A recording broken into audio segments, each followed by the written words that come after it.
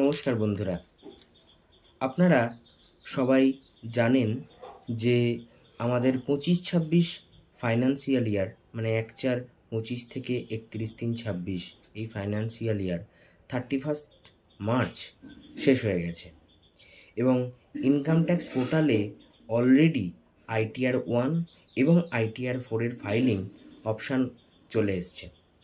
কিন্তু বন্ধুরা, আমরা এখনও অনেকেই জানি না যে ইনকাম ট্যাক্সের রেজিস্ট্রেশন করতে গেলে জরুরি কী কী ডকুমেন্টস প্রয়োজন।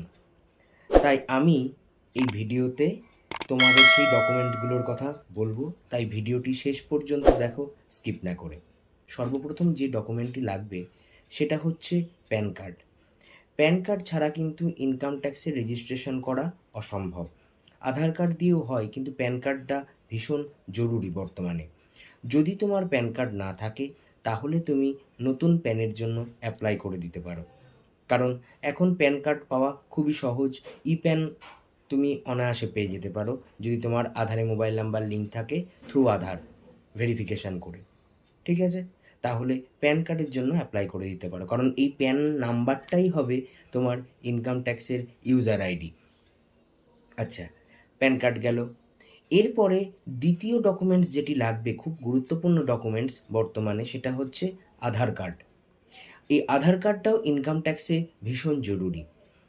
আধার কার্ডটা জরুরি তার কারণ এই আধার কার্ড দিয়েই কিন্তু ইনকাম ট্যাক্সে তোমার ভেরিফিকেশান হবে।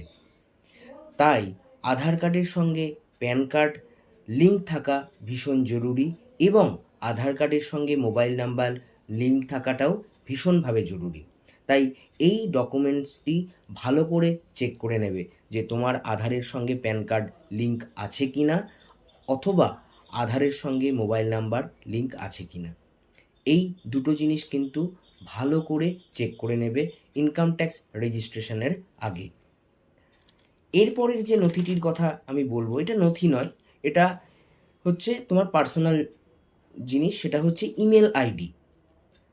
ইমেল আইডি এখন ভীষণ গুরুত্বপূর্ণ, কারণ ইনকাম ট্যাক্স রেজিস্ট্রেশনের সময় যে ওটিপিটি যাবে সেটা ইমেল আইডিতে এবং মোবাইল নম্বরে যাবে। তাই ইমেল আইডি থাকা ভীষণ জরুরি। যদি তোমার ইমেল আইডি পার্সোনাল না থাকে তাহলে অবশ্যই একটি ইমেল আইডি বানিয়ে নিয়ে তারপরে রেজিস্ট্রেশনের জন্য তুমি এগোতে পারো।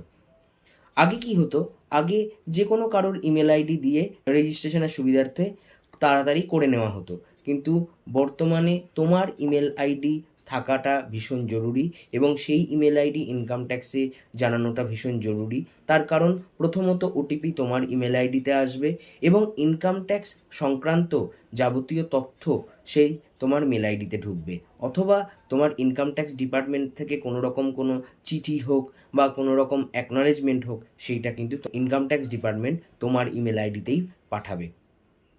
একজন ট্যাক্স কনসালটেন্টের ক্ষেত্রে সেটা সবসময় তদারকি করা সম্ভব নয়। তাই তোমার পার্সোনাল ইমেল আইডি তৈরি করে নিয়ে সেই ইমেল আইডিটা ইনকাম ট্যাক্সে দিয়ে রাখবে, যাতে কোনো রকম কোনো নোটিফিকেশান আসলে তুমি সঙ্গে সঙ্গে দেখতে পারো। সেইটা নিয়ে তুমি ট্যাক্স কনসালটেন্টের কাছে যাও, সেইটা তাকে দেখাও যে কী এসছে, তখন সে সেটা যাচাই করবে। কিন্তু তোমার নিজের ইমেল আইডি থাকাটা ভীষণভাবে জরুরি। 4 নম্বর কি? 4 নম্বর জিনিসটি হচ্ছে মোবাইল নম্বর। তোমরা সবাই জানো মোবাইল নম্বর হচ্ছে বর্তমানে ভীষণ জরুরি একটি জিনিস, যেটা ছাড়া কোনো কিছুতে রেজিস্ট্রেশন অসম্ভব।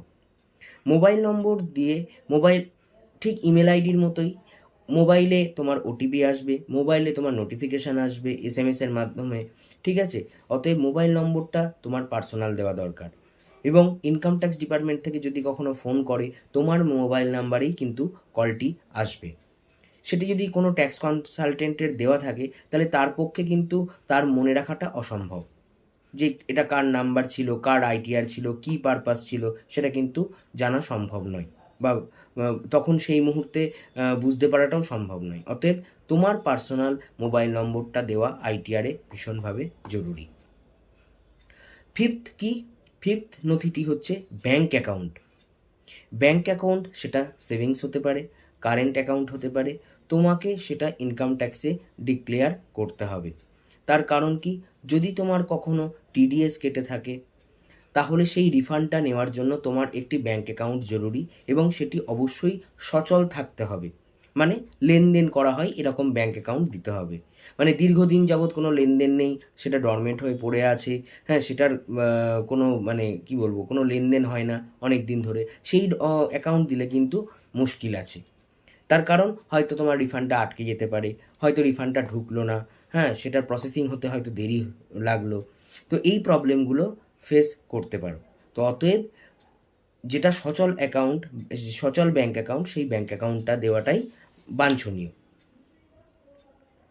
তো ইনকাম ট্যাক্সের ক্ষেত্রে আরও ডকুমেন্টস লাগে, তো সেটা যখন আইটিআর ফাইলিং করতে হয় তখন সেগুলো জরুরি হয়। এই ডকুমেন্টসগুলো জরুরি শুধুমাত্র রেজিস্ট্রেশনের জন্য।